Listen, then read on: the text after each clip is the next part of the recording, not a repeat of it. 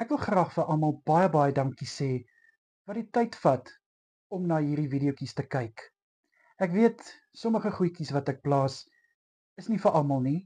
Ek weet van die goed kan dalk miskien klisjé-agtig klink of corny klink of wel, ek het al iemand gehad wat gesê het dat dit is common. Maar dan weet ek ook, daar is iemand wat dalk sê, "Joh, ek kan met dit relate."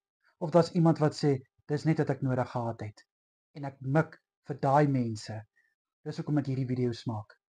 Maar vir die volgende 3 weke gaan ek nou nie hierdie klein videoetjies maak nie, maar ek gaan reels maak. So elke tweede, derde dag wil ek graag bietjie 'n reel plaas oor dingetjies wat my nogal aangeraak het hierdie jaar.